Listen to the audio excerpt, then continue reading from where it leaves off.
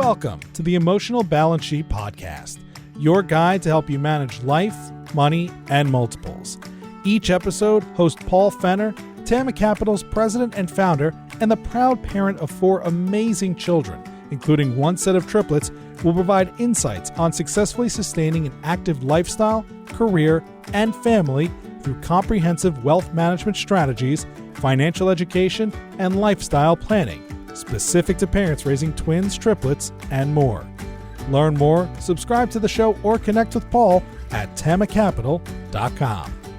This podcast is for informational purposes only and should not be relied upon for investment decisions. Clients of TAMA may retain positions in the securities discussed in this podcast. My guest this week is Sandy Hodde. Sandy is a certified professional English language arts and social studies educator and taught at the high school level for 22 years. After seeing increases in high school class sizes, Sandy decided to launch her own business, Your Coach for College, to help prepare and teach kids the skills they would need to succeed in college that they weren't receiving in high school.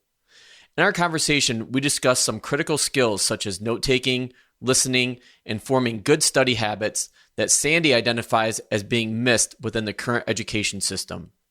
Sandy points out why you should help develop these skills with your kids early in the middle school years. Sandy emphasizes when it comes to high school, it's not the grades that matter the most, it's the learning. When ill-equipped high school students enter college where there is increased competition, kids struggle with adversity that they have never faced before. While grades are important to colleges, showing consistent improvement within your high school academic career can also put your student in a favorable spotlight. Sandy also provides some essential advice for parents on helping their kids strike a balance during the current homeschooling, virtual learning, new normal. We need to remind ourselves that although our kids are very resilient, they can have the same forms of stress as parents have experienced dealing with COVID-19. Please enjoy this conversation with Sandy Hodde. All right, today I want to welcome Sandy Hodde to the Emotional Balance Sheet Podcast. Sandy is a solo business owner and works with kids in tutoring and also does editing as well. So I'm really excited about having you on today's show, Sandy, given all the angst, turmoil, anxiety surrounding homeschooling and where we go from here. So thank you for being on and looking forward to this conversation. Thank you for having me.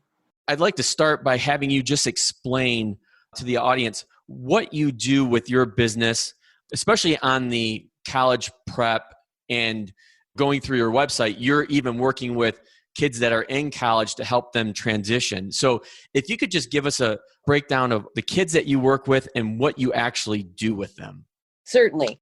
I started this business back in 2012 when I saw the writing on the wall, class sizes moving higher and higher. When I retired in 17, they were up to 35, 37, which makes it very hard to teach, especially writing. And my business focuses mostly on college prep and college kids. There are plenty of tutors out there for remediation, but my specific niche is college prep. So I tutor helping kids learn skills and strategies for the SAT and ACT. I teach them the most critical thing in the world, which is good college writing strategies. Kids these days, at least for the last few years, we've been told, well, just assign this essay at this time. And they don't give us time to actually teach them how to do it, like in the younger grades in 9th and 10th grade. So kids are just writing, but have never been taught how to do it. So they're stressed out and they're not doing as well as they could. They are just taught how to do it properly. It's easier, and then it produces a better quality work. Also, something that's been lacking a lot is academic skills. They don't know how to take notes. They don't know how to listen. They're never taught this, how to work in groups. They don't know how to manage their time. They don't know how to get organized. And all of these things are crucial if you're going to get anywhere in college. If you have weak writing skills, you're in trouble. If you have poor academic skills, you're in trouble. So parents will seek me out to give them that last little boost. And then lately, I've had some parents who are calling just to help me with their kids who are now studying virtually and to sort of help them keep organized and make sure that they're on target and things like that.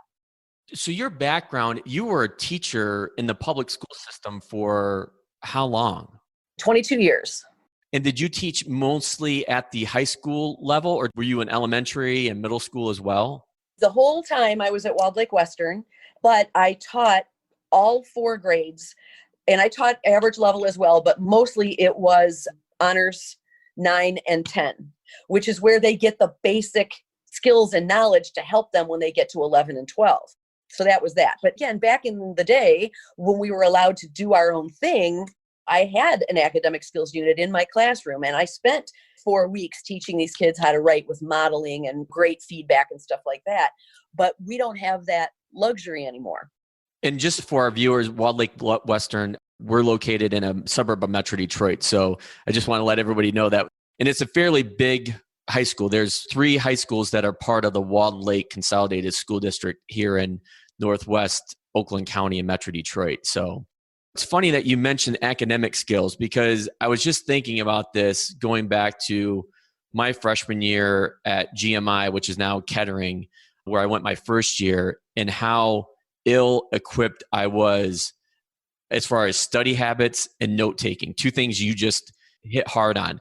Where are kids supposed to learn how to do that? And like, what grade should they be working on developing those skills? Obviously, you want to have that in high school, but do you start looking at middle school age, 7th, 8th graders as well? That's what I would like to see, and I'd like to see them actually taught how to do it. And the reason that I started doing an academic skills unit in my 9th grade honors class was because kids were coming from middle school without these skills. And if I'm an honors teacher and I am holding them to high expectations, I don't think it's right to require them to have these skills if I don't teach them how to do them. I would like to see, and to be honest, I don't know, we jokingly call middle school the hormone holding tank. Because we just really don't, they come in and the grades are way inflated. I don't know. So if you're a middle school teacher, please forgive me, but they really don't have these skills. And these kids are coming into honors classes and they can't write a decent paragraph half the time. So you kind of have to start at the beginning.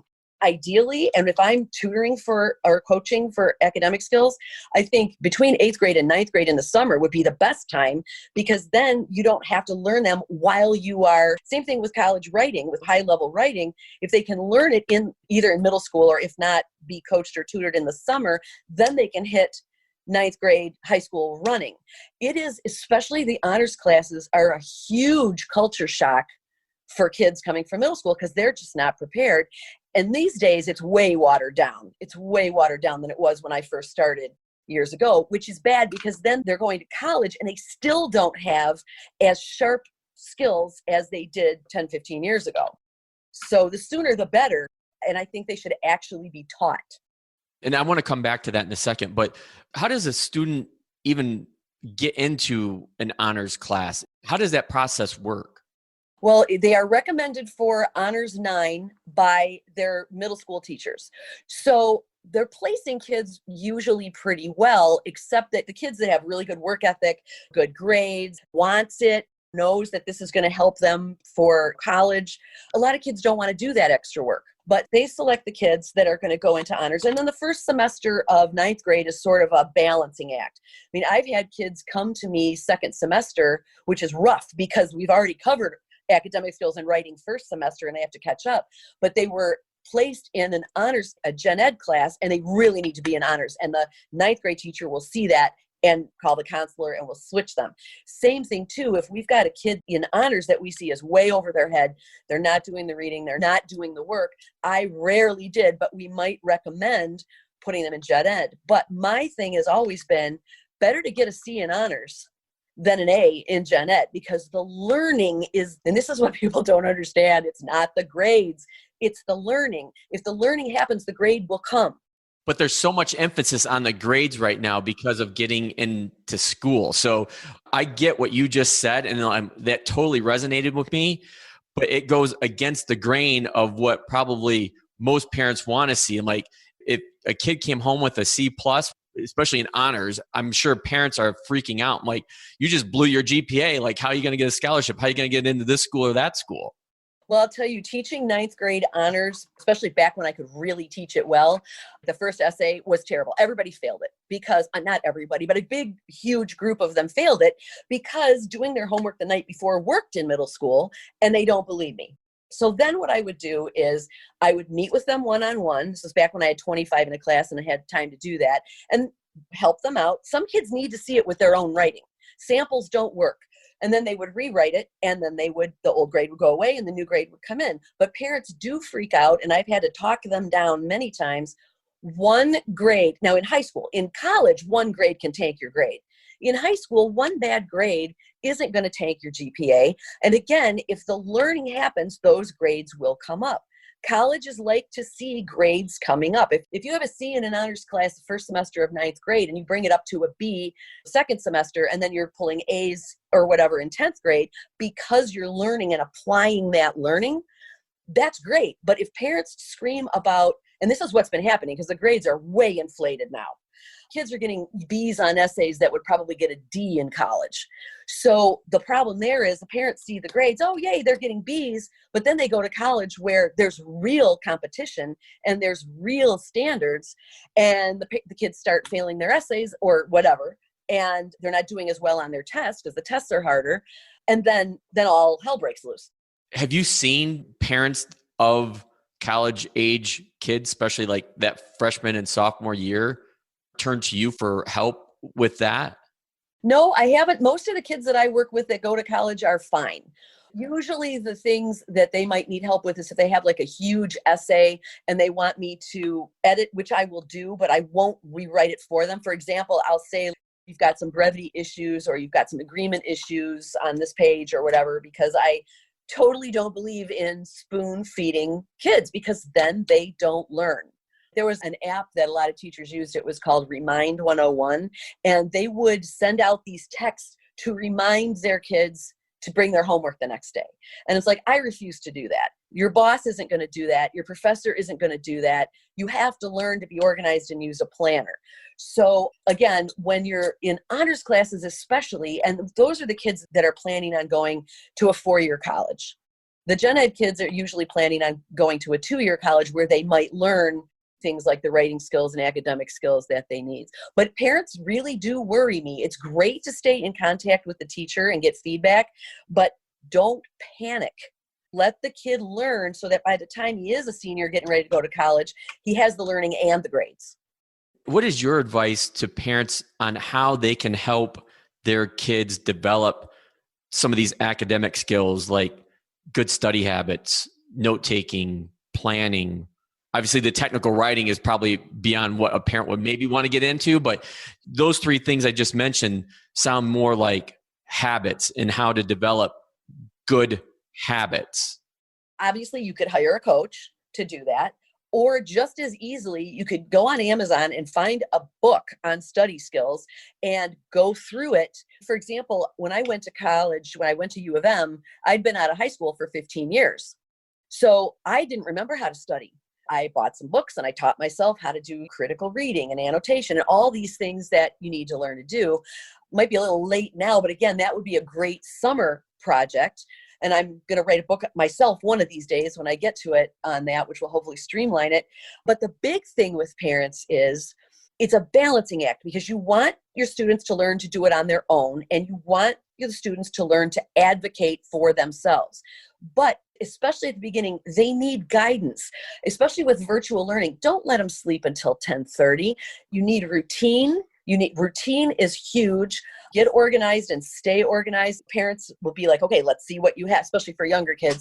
What have you got going on today? What do you need to do? What do you need to do it and do it well? That kind of thing. So basically, accessing the skills either through coaching or through books, or I'm sure there's online tutorials, possibly, I don't know any of my own, but for sure.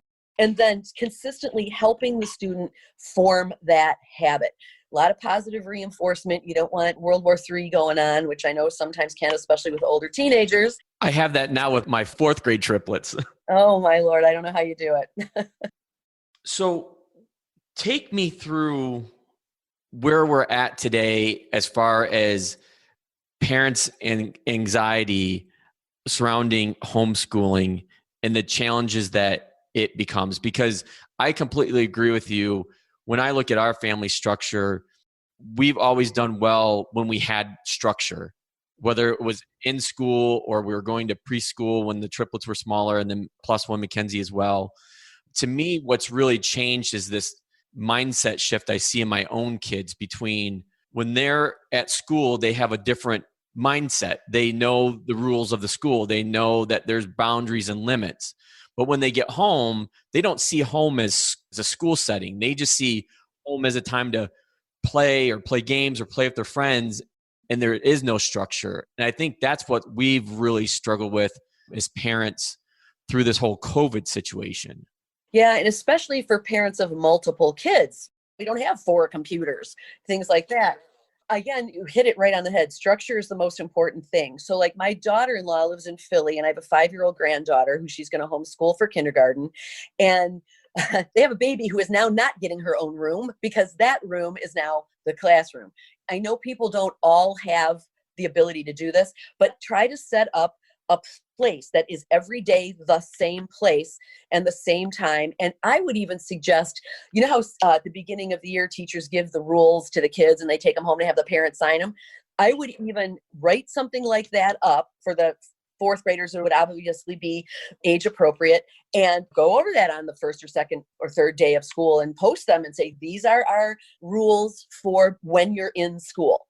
I mean, literally, even if they have to use the bathroom, raise your hand. Just that, as much normalcy as you can get to the real classroom experience will help. And I know it's easier said than done. That's the hardest thing, just like it was in the spring, March through June, was in a lot of the families that I work with as part of my firm at TAMA, I have dual working families, and trying to be the teacher while at the same time working has been incredibly hard and put so much pressure on everybody.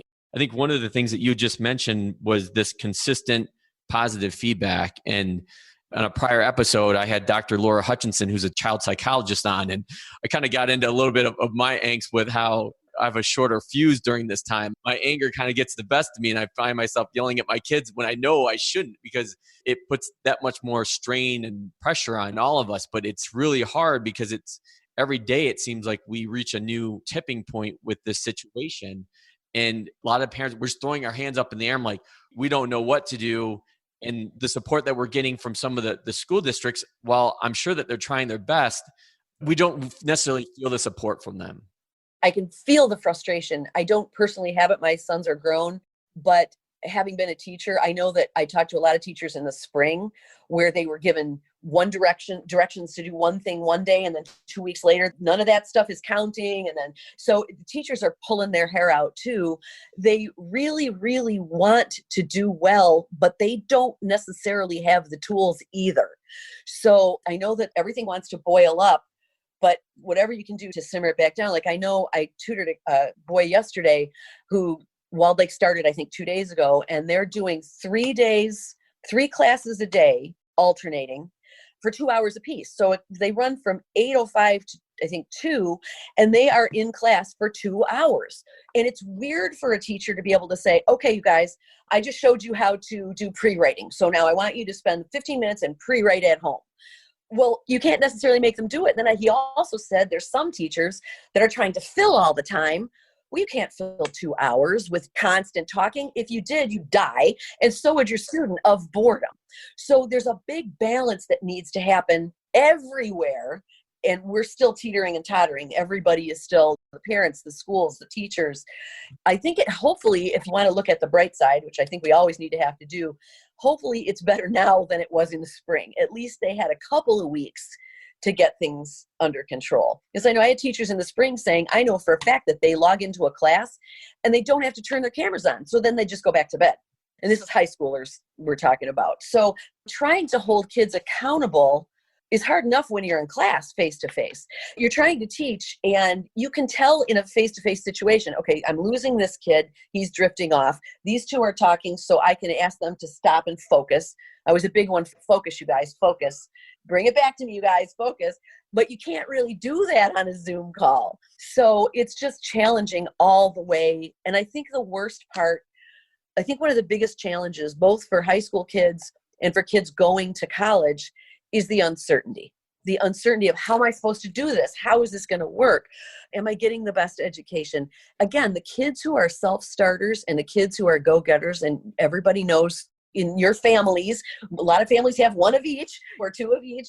That creates a whole nother set of issues because Yeah, you're absolutely right. Like I look at my four and I know who needs less help than others, and it's pretty challenging.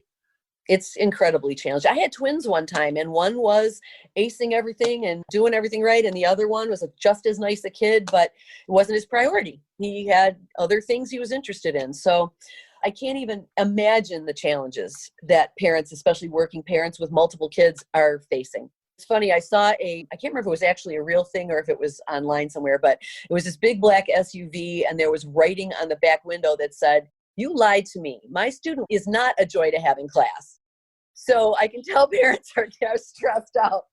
So from your standpoint, what are things that students can do now to better prepare for the virtual learning that they're currently doing today and may end up having to do for the whole school year? We're all concerned that we're not going to go back. As much as we want to not try to think too far ahead, we're just trying to figure out the here and now. That's still in the back of our head because I talked to some families. I think we all have, for lack of a better term, we've called it PTSD from last March through June. And I think we were all looking forward to getting back to whatever normal was, but that normal was going to involve going back to school. Now it's not. And now we're back and figuring out, okay, how can we help our kids virtually? Because we're all concerned about our kids getting further behind. The triplets are in fourth grade, our +1 Mackenzie's in third grade. I don't have high school seniors, but I'm sure that's a concern. And we'll get into that in a minute on how to prepare them and what their next best course of action may be. Well, first, let me tell you that I am, as much as we hate it, I am still glad that we're doing virtual, because a lot of parents who are upset about it haven't been in a school in a while, and you would be sending your kids to a petri dish. It would be bad. Your kids might be great and do social distancing and leave the masks on and don't touch anybody, but not all kids are going to be like that. So first, accept the fact that, horrible as it is, this is still our best option at the moment. And I would really suggest the two most important things are structure and organization. And again, with structure, if you can set up a specific place, have a specific time, so that then their mindset is in school when they are in that place and in that time.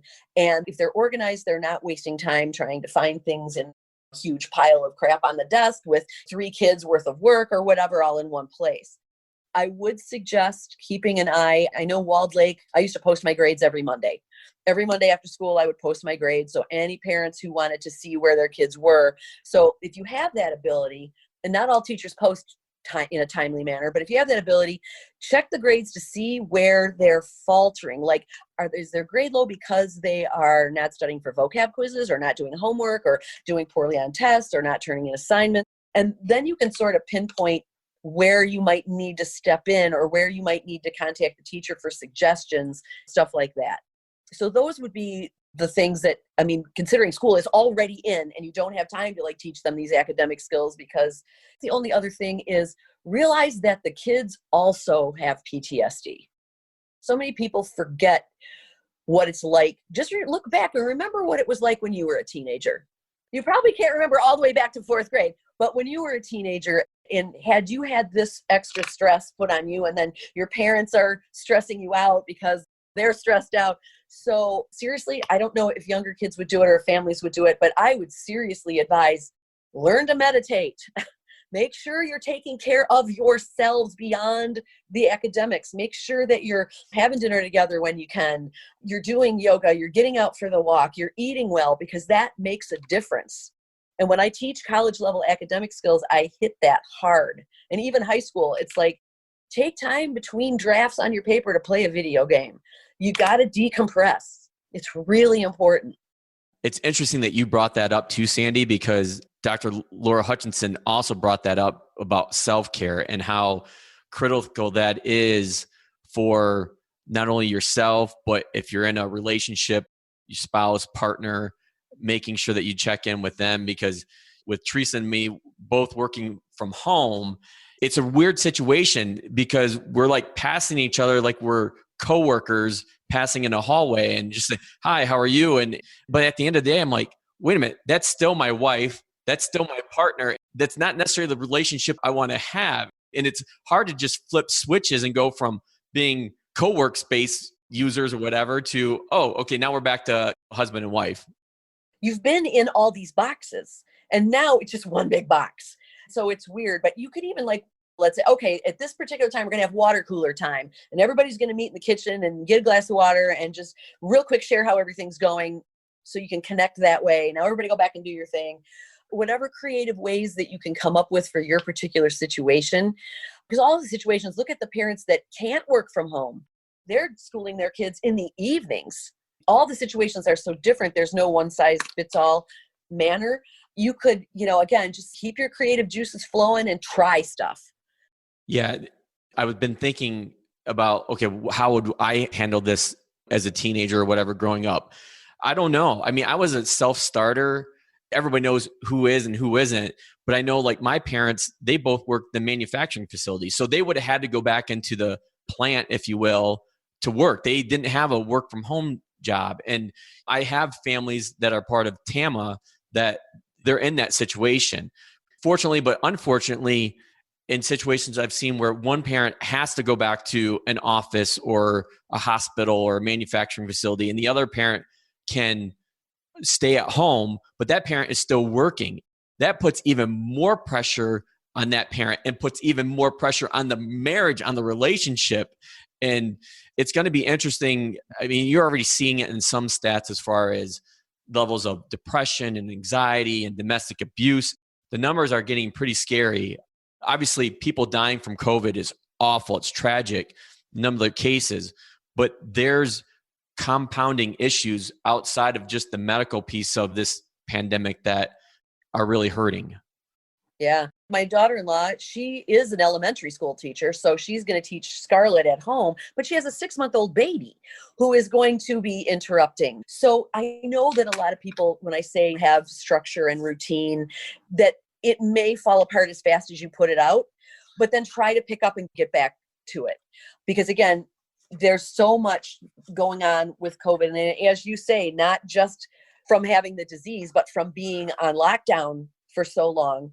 And it is hard for teenagers. It's hard for little kids. It's hard for everybody. I wish there was an answer, except do what we can do to put this thing to bed finally. One last question on elementary, younger kid education. I'd love to get your thoughts on this whole concept of pod learning, because where we live in the subdivision, it really took off. And full disclosure, I was kind of ahead of the curve on this because I have enough families that I work with that are in the medical industry that were feeding me information, and I'm putting my own mosaic of strategies together. And I'm like, I don't care what the school is telling me. I'm like, I don't see how we're going back. I was able to find somebody through the help of another teacher that was willing to come into a home with 3 other families, 9 kids total. And basically we set up a school. And just walking out the door this morning, I saw all these families walking down streets to other houses where they set up their pod virtual learning, if you will, either parent led, or if somebody had the means, hiring outside help, whether it was a teacher who that had gotten laid off or a substitute that got laid off, or any sort of combination basically. But just wanted to get your thoughts on this pod learning concept. I think it's a great concept in theory. I don't know how easy it would be for most people practically, because if you've got a small group of kids and you all know each other and you can be comfortable safety wise, but you'd have to get kids that are doing the same thing. Like if you had a 3rd grader and a 4th grader and a 5th grader and they're all doing different things, how thin is this teacher going to be stretched? So I think, as with everything else, this is a terrible answer, but it depends on the situation. If you can find a teacher you can afford, or a parent who is willing and able, and you can get a good location and you can get students who are like either in the same class. I know that some high school Parents have talked to me about this as well, that they're looking into it. I haven't had a chance to follow up though, so I don't know how much success they've had doing that. But like for high school, it would be, well, we're going to have one pod for AP Lang. And the problem with that is, again, back to the high school level, which I'm sorry is where my area of expertise is. They're going to school from 8 to 2. When are you going to do your pod? They're already stressed out. Again, I think it depends on the circumstances. It can be great under the right circumstances. Yeah, I think that's one of the interesting things on how the pod that we're in will develop, because we cover grades 1 through 5. And there's a bunch that, obviously having triplets, I've got a bunch that are in like 4th grade area. It'll be interesting to see. But I think we've already seen some benefits of it. Going back to one thing you pounded the table on, Sandy, which I'm glad you have, is this whole concept of structure. Having our kids wake up as usual, get dressed, brush teeth, all that stuff, and then walk them out the door to a school setting. And we literally set up a school in a basement. So we'll see. Yeah, it's important. And the other thing you could do with pods too, again, I'm thinking of older kids, is make a study hall pod or a tutoring pod where everybody can just come and help each other, even with, like, I couldn't help you with trigonometry, but you could get that kind of a group together. But again, it's so based on availability and circumstances. What's interesting in that is that I've actually, now we're going to start pivoting to late high school, early college, is I've actually read where some students at universities throughout the country, even though they're virtual, they're actually going back to the school to get with their friends to create basically their own learning pod. They don't feel like they're on their own wherever they may be living. So I thought that was really fascinating. Yeah, and I hope that it works out well. I have 2 of my dearest friends have daughters going off, one to state and one to Michigan this year. And again, we're going to have to rely on them being safe. And yeah, and the kids I know are, because they're just awesome. But again, there may be kids at this college who still want to have a party and not social distance. Will your child stay away from that, or will they be drawn in? It's, again, I always say it depends on the kid. I do like the idea, and I'm always asking myself, if my sons were going, how would I feel? I think it's good that they go. This is a time when you're going to college, you're supposed to get out of your parents' house and learn to live on your own. The challenge of COVID there is going to be that they're going to have a smaller friend group. And one of the biggest things about going to college is broadening your base of friends. One of the things my son used to complain of when he was a freshman was that he goes, I've got a bunch of friends that just hang around with the same friends from high school. Said, of course, it's better to broaden your friend base, but that's going to be curtailed a little bit. And there's a lot to navigate when you move out. You remember the first time you move out and you're in a whole new place, and it's going to be rough. They're going to have to be safe and learn how to function at a higher level and deal with a whole new reality. So it's interesting you just said that, Sandy, because you just led into my next question, is this whole talk of taking a gap year. Should kids be looking at that? Should parents be considering that? You kind of just answered that. If it was my kids, I would be sending them. So I guess, what are your further thoughts on, should kids take a gap year knowing that they are not going back to school physically? It would only be online, and they're not going to be able to build those networks, which is really the most critical part of college, is building those networks and the life skills that go along with it. I look back at my college education, both from an undergrad and a grad student. I learned more after I got out of grad school than I did in my 4 years of undergrad and my 2 years of grad school. Just maybe it was because I was so focused on the specific fields I was getting into. But a lot of that learning that I experienced was later on, like after the typical college years. Right. So gap year, again, as with everything, it's going to depend on the kid.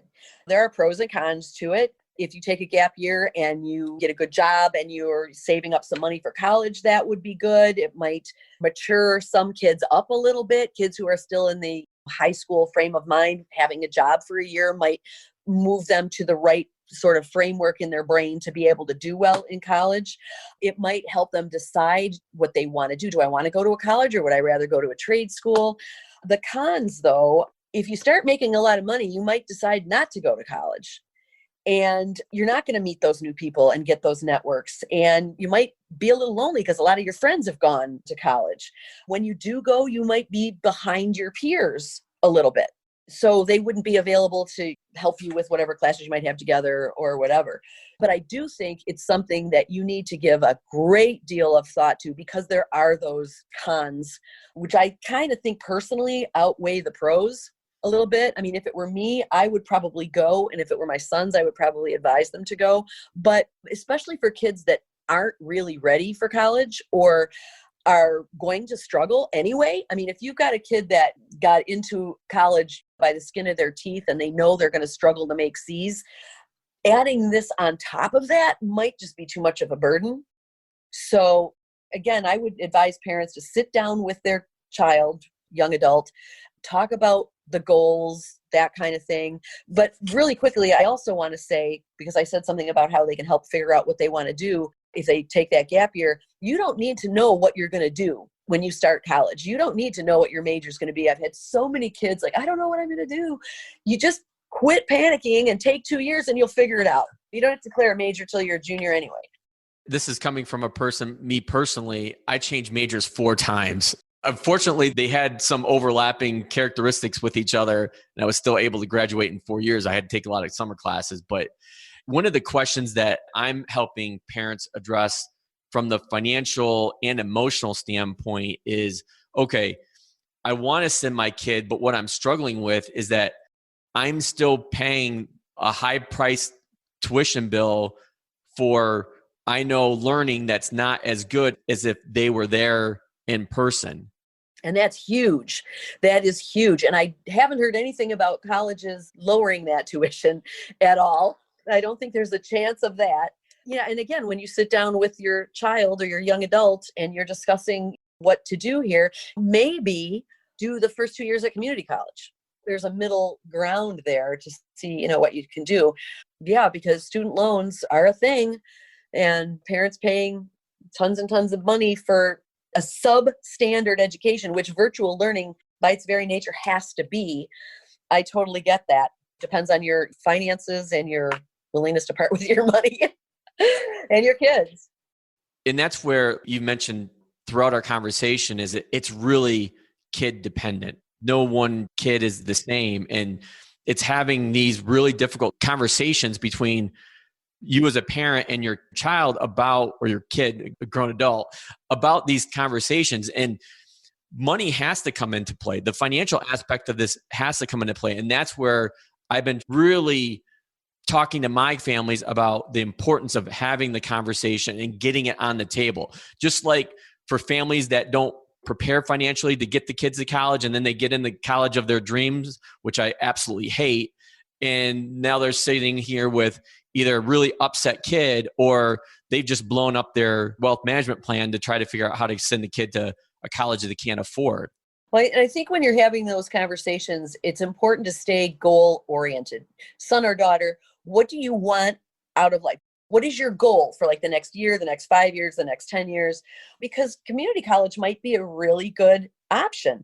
I like the idea of kids moving away and learning all those life skills. But as with everything, it's going to be a balance based on financial ability, kids' goals and abilities as well, skill development. So again, I've had twins, which I would have sent one and I would have told the other to take a gap year. You probably get this question all the time, especially with having multiples, is that, well, aren't both kids the same? I get that question. For some people, like other parents of multiples I talk to, that's a trigger that just sets them off like a firecracker on the 4th of July. And people got to realize, like, just because they're twins, triplets, quads, they're their own unique individual. And that's one thing that we have really strived for. Our triplets will be 10 here in December, is that we treat them as individuals. They make their own decisions. Even like growing up, Teresa rarely ever dressed them in the same outfits just because she didn't want people to have that stereotype of them. And they're all different personalities. They're their own individual person. I sometimes wonder how my two sons could actually have the same parents. They are Yes. so night and day different. And it's odd because, you feed them the same food, you take them to the same family gatherings. How do they change and be so incredibly different? But that's so true. And parents need to keep that in mind. I mean, lay people don't probably realize this, but even classes have their own personality. I might have 9 honors third and fifth hour, but they're going to be totally different classes just because of the makeup. And so again, keeping that in mind when you're talking to your kid and not comparing your kids to each other is really, really important, and valuing what they have. You might not be good in English, but you're good in math or you're good in band or whatever. Keep that positivity up as much as you possibly can. And that's the hard part is as a parent of multiples or multiple kids. You don't have to have twins or triplets. I mean, you have 2 or 3 kids, they're all different, but it's really hard as a parent not to look across the spectrum and compare and sometimes make comments. Well, your sister's doing this well and, Yeah. and you're not. And it's that whole nature versus nurture. You all came from the same place. Well, the better question would probably be, like your sister seems to be having an easier time with this. What can I do to help you find this to be a little bit easier and do a little bit? Because kids get down on themselves so much without parent and teacher help. A lot of them really feel a lot of pressure in their social groups from teachers and parents to excel. And sometimes it's like, you know what? A C is the best you can do. That's just fine. Do your best is the most important thing. I think as we talked about this before, there's so much pressure on kids to get the right grades, to be able to get into the right college versus what does the kid really want? What's more important? What's the most important thing for the kid and where they want to go and do versus what necessarily the parent wants to go and do.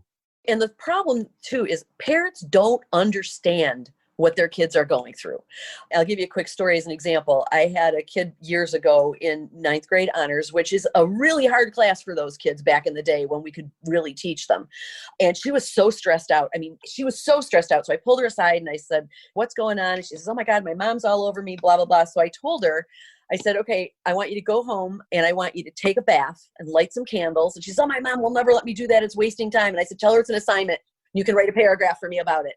So the next day, and I said, music and candles, the whole thing, 20 minutes minimum. She came in the next day and I asked her about it. She says, "I got 5 times more stuff done last night than I did all the other times when my mom has been yakking at me." So again, that goes back to taking care of your psyche, taking care of your stress level. And I know the parents are balancing so much, but you got to let those kids play video game once in a while. You got to back off a little bit. Don't put too much pressure on them because it can backfire. It's not necessarily going to. Some kids thrive on that kind of pressure, but in some situations, that's going to backfire. Well, I think one valuable lesson that I'm taking away from this conversation from you, which is what you just said, is that I need to back off. I need to chill out a little bit more than I have been. And try to make it, and this, again, I know this is practically impossible, but if you could make it a joint effort with your kids, and again, yours are quite young, but we're all after the same thing. We're all after you doing as well as you can do in a really crappy situation. And again, it's a balance. Don't back off too much or they're going to run all over you, but try to give them as much say as they can and as much nurturing on all levels as you possibly can. Okay. One of the things I wanted to shift back to, but then we'll get to the closing question, is you had mentioned some resources and books and things like that. You also mentioned that you're either in the process of writing a book on some of these topics or you're going to be launching the book. Can you talk to us about that? Yeah, I haven't even started it yet. I just published a book on creative writing, so I got that one done, and now I'm working on my novel. The creative writing one is called Creative Writing in a Nutshell, which basically condenses everything. And I'm hoping to do one for college writing and one for academic skills down the road. But that being said, that I don't have one yet, I'm sure if you went on or to a bookstore or on Amazon, you could find some, or a library. I don't even know if libraries are open right now. I know here in Commerce, at the Commerce Library, you can basically put your order in and then you can go and pick up the books. Okay. So you don't have to spend money on them. You can get them that way. and look through the book first if you can to see if it's covering the things that your kids need covering. Like if your kid's unorganized, which manifests itself, being unorganized manifests itself in so many negative ways, but that book doesn't cover organization, then obviously you're going to need another one. So I wouldn't just grab the first one that you see, but there definitely are resources out there. Okay. I have none that I can recommend because I haven't looked at them in many, many years, but doing a little looking around, people should be okay. Okay. And we'll put a link in the show notes to your website. Is that the best way for parents who may be interested in having you as a tutor or interested in having an additional conversation with you about some of the topics that we cover today? Is that the best place for them to go? Absolutely. There's a page that's got a contact form, and they can just email me right through that. And then they'll be able to find out everything that they need to know, and they can contact me if they so desire. Great. So my closing question, and I've been working on this for a little bit, and I wanted to ask, what is the best thing about being a parent? I find you're in this really unique situation because you're a mom of twins. Mine aren't twins. Yours aren't twins. No. Your mom, you have 2 boys. You're a business owner, a former teacher. So you check a lot of the boxes that our listeners are very engaged with. So I'm sure that this closing question would be of interest to most. So you want to know what's the best part of being a parent? Yes. What is the best part about being a parent? It could be anything. The first thing that popped into my mind is the best part about being a parent is the love. And if you have more than one child, then there's love between 2 people that doesn't even involve you, but that's there because of you. And watching my sons grow up through all the thick and thin and in and out and good and bad and ugly, because there's always going to be there, watching them turn into men, which happened way too fast, let me just tell you, was fascinating. You look back at 2 years ago, look back at pictures of your twins or your triplets 2 years ago, and you'll look at that and you will see how they are growing and changing and realize that that's you. You did that.